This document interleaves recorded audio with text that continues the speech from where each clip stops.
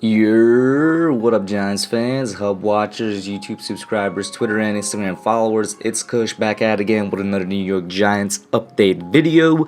First, shout out to everybody watching this vid. Make sure you subscribe and click that notification bell. Shout out to all my subscribers and all my members out there. You guys are the reason the channel still exists and the reason it keeps going. Now, this is going to be kind of a little bit of a mishmash of a video. Couple topics to cover here. The training camp is ongoing as I speak. You know, it's like 12:40 right now, and it ends at 1:30. So they got in a good hour or two so far. Well, hour, because it started at 11:30, I think. And not much big news happening, rather just, you know, the players going through some really simple starting drills. I think that we might cover here a little bit, you know, in terms of attendance also, who showed up. Another thing that I wanted to cover today was Evan Engram, specifically the fact that Judge continues to love Evan Engram and the way he's working. That was actually from an article from 2 days ago. And then what I'm going to start off with, which is the unfortunate passing of Jim Fassel, or Jim Fassel, I'm pretty sure it's pronounced, former Giants head coach. Rest in peace to Jim Fassel. Obviously, he was before my time. He coached the Giants from 97 to 2003, I think. In his first year with the Giants, he won the Coach of the Year award in the year 2000, where he declared that everybody was all in. He then took the team to the Super Bowl against the Baltimore Ravens. Unfortunately, we lost. But Jim Fassel, I think, was a very successful coach for the Giants with a different approach from what we're used to. Usually our successes come with guys from like Toughlin and Bill, who are a bit more hard-nosed. Fassel, I think, was a bit of a lighter tone guy when it came to coaching the Giants, and the locker room loved him. And to be fair, he was a very, very successful coach. He did take us to a Super Bowl. He did take us to 3 playoff berths, and he definitely deserves to be remembered in the annals of history, of Giants history, as one of the greatest coaches we ever had. It's going to be obviously Parcells and Coughlin up there, and then maybe Fassel right after. But rest in peace to him. I hope his family's doing okay, and let's sort of move on from that topic real quick and get into the Evan Engram one. I know it's kind of heavy, but the guy did pass away today. With Evan Engram and Joe Judge now, I don't know why in the world Joe Judge loves Evan Engram so much. All right, so this is from Giants.com, this article that I'm looking at. Michael Eyes, and this from 2 days ago, so I was kind of on vacation when this came out. Listen, this man, Joe Judge, Evan Engram definitely has some on Judge in the entire Giants organization, man. I've never seen one man that has so clearly failed on the team year after year after year. Whether it's injury or whether it's just playing his position, he ain't good at it, and the team still for some reason keeps him around and has so much faith in him. Like, guys, Evan Engram, think about the amount of you have to prove it or lose it type of seasons. The amount of times Evan Engram has walked onto the field in the season and we're like, this is his make or break year. How many has he had so far? Right? I want to say essentially since his sophomore year, it's been a make or break season. So that's like what? So his third year is one. That was 2018. No, that was 2019. 2020 was one, which was last year. That's two. And then this is going to be one, which makes it three. You could really argue even his second year was one. But then again, Evan Engram did start out his career pretty strong with the Giants. Either way, it seems like every single year for this guy, it's, he has to do something good or he's going to be moved on from. But the Giants just won't move on from him. And this was the quote Judge had to say about him for those of you that are questioning, all right, what did Judge say? Why is this guy, so angry at it? So this is what he said. Judge says, I'm telling you, when you watch us practice and you watch number 88 on the field, no one empties the tank like this guy, Judge said. This guy goes hard every day. We tell him to tone it down more than pick up his pace based on what kind of phase, practice room, walk through, jog through, whatever you have at that time of the year. Evan is always the guy that makes you say, hey, Evan, tone it down a bit. He works on the details, takes coaching well, he's mentally tough and a physically tough dude and takes care of his body, ready to stay on the field. Judge, listen, I'm not in any position to question what you're doing, all right? But I am going to disagree with that last statement. Mentally tough?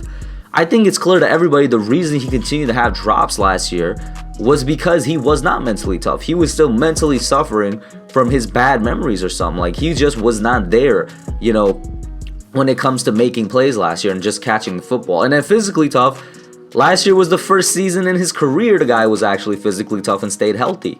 I don't know about those two there, Judge. But then again, I am not an NFL head coach, so I'm not sure. Maybe I am just completely wrong.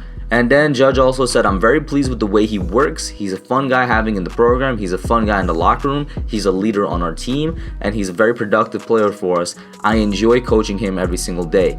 So I did not know Evan Engram was a leader, to be honest with you guys. Maybe he is, maybe he isn't. Whenever I was thinking about leaders on the team, and I just did a similar video to that talking about who could be potential captains in this upcoming season, Evan Engram never, ever popped into my mind. I don't know. Maybe he is. We don't know everything that goes on in the locker rooms of these teams. Of course, there's nobody there all year round, 24 hours a day observing these guys, other than the coaches, to be honest. So that's something new. I will say, though, just because he's a guy that works hard, he's a guy that keeps the mood light, and he's a guy that shows out in practice, doesn't mean he's a good player. Like, he legit just sounds like a practice type player. Or, like kind of like in basketball, you have a guy that hits all of his shots in practice, that like could cross up anybody in practice, that gets the defensive stops in practice, but then he goes out there on the court on game day and completely falls flat on his face. That's kind of the vibe I'm getting from Evan Engram. Maybe he catches all the balls in practice, he's breaking ankles,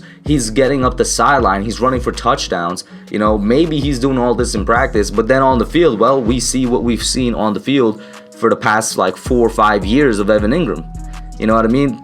That's just me, though. I really hope, because I've never heard a coach like a guy like Evan Engram as much as I've heard Joe Judge praise Evan Engram. So I hope for both their sakes, well, more so Evan's sake, because, Judge is going to be here no matter what. He's the dude. But I hope for Evan's sake that he comes out in 2021 and he has a good season, because there's a lot of things going for him. He's no longer going to be one of those top targets. He's kind of going to be, like the 4th or 5th, to be honest with you guys. And that alone is going to help him out a lot. And to be honest, from last season, there's no way to go but up, because that was kind of the rock bottom of his career, even though he made the Pro Bowl. And then now finally, like I said, a little bit of a mishmash video, but the mandatory minicamps began today for the New York Giants. It took place from 11:30 to 1:30, so like I said, still ongoing as I'm recording this video. And other than them running through some basic drills, like the wide receiver are going through basic curl route drills, Daniel is just really throwing to them. He doesn't really look like he's doing anything through strenuous. I haven't seen much on the defense, what they're doing. But the main thing to take note of here is that, well, everybody that should be there is there. It is mandatory minicamp, I'm pretty sure. So you got the Florida defensive backs. I don't know why I said Florida. I meant to say the defensive backs that were practicing in Florida. So for those of you that recall, Logan Ryan was leading our entire secondary during OTAs down in Florida. They were doing their own practice. They are all there. That includes Logan, Adoree, James Bradbury, Darnay Holmes, Jabril Peppers.